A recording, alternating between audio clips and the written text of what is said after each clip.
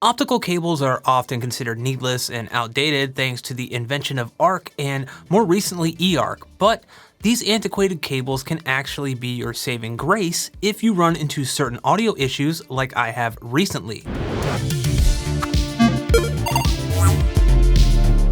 So a little backstory here to set the stage. I've been playing Dying Light 2 on the Xbox Series X since the game came out, and just recently a patch was released by Techland that added VRR support when using the performance mode in the game.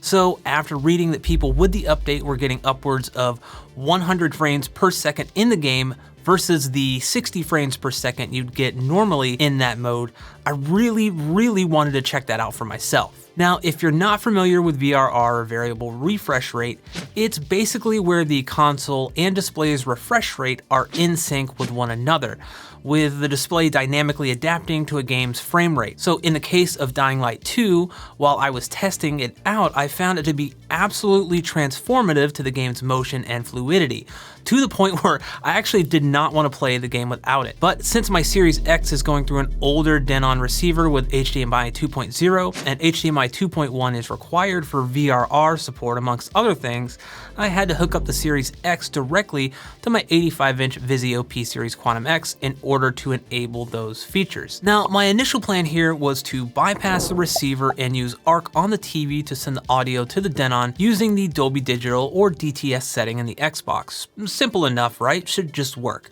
But that's where I hit my first snag. So typically here, ARC is fine if I want to stream Netflix or something using the TV's own built-in web apps, but using ARC in this instance with an Xbox Series X caused a noticeable 1 to 2 second delay in the audio coming from the Denon receiver when set to either Dolby Digital or DTS on the Xbox, something that just wasn't happening at all when using any of the apps on the TV to stream content. Now, a quick Google search for ARC audio delay does bring us to others that have similar issues, even ones using a Vizio display, but I wanted to do a little troubleshooting on my own first to make sure it wasn't a setting I missed or something. So I first double checked the delay settings in the Denon receiver and verified that it was set to 0. No delay was being added there. I then checked the audio output settings on the Vizio, played around with a few of them, but there was really no difference at all. The lip sync setting on the Vizio was already set to the lowest value possible anyway. I then switched the Series X audio output to Dolby Digital and the same issue persisted. The only way I defeated this audio delay when using ARC was by setting the Series X to stereo uncompress, which honestly is a huge step backwards if you play games in 5.1 or above, and not really something I wanted to use. So as a last-ditch effort here, and because I had some optical cables lying around anyway, I decided to hook that up and give it a shot. And you know what? Zero issues, no audio delay at all. Going into the Series X and setting it to DTS works flawlessly. Dolby Digital works the same as DTS too. I just chose DTS because of the slightly higher bitrate.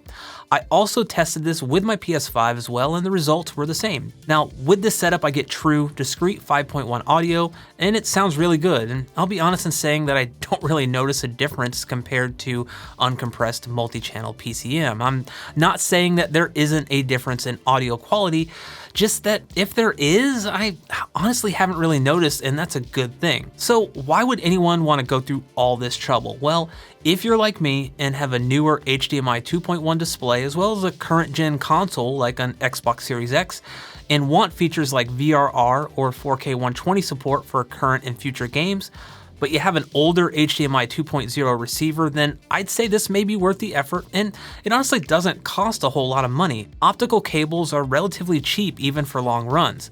It's a nice stopgap until I can afford a new HDMI 2.1 compatible receiver or pre-pro. However, that's assuming you run into issues similar to mine. Not everyone will have this issue, as it highly depends on the devices you have in your home theater setup.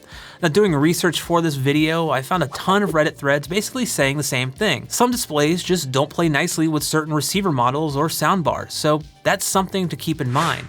If everything is working perfectly for you, well, then honestly I'm jealous. If it's not though, then this might be a cheap and easy solution for you. Now, is there a major downside to using an optical cable for audio this way instead of ARC? Well, other than having to run an extra cable, I guess, the major one is you'd lose access to Dolby Atmos in games, and movies as well. Optical just cannot handle that. Now, you can still use your receiver's upmixing functionality if you'd like, and that honestly does a pretty good job, all things considered. Now, it's true that not every game supports VRR or 4K 120 on the Series X, and VRR isn't even available on the PS5 yet, so in the end, it's a compromise over having those HDMI 2.1 video features available to you or having support for Dolby Atmos in games. However, if you use either the Series X or PS5 as your main Blu-ray disc player, then the trade-off here more than likely won't be worth it for you. Now, if that's the case though, and you love the receiver or pre-pro you have and don't plan to upgrade, then you may want to look at something like a SHARC eARC audio converter.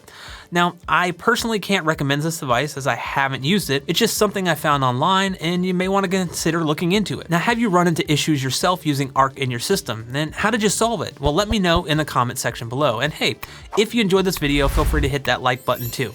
Thanks for watching, and I'll catch you in the next one.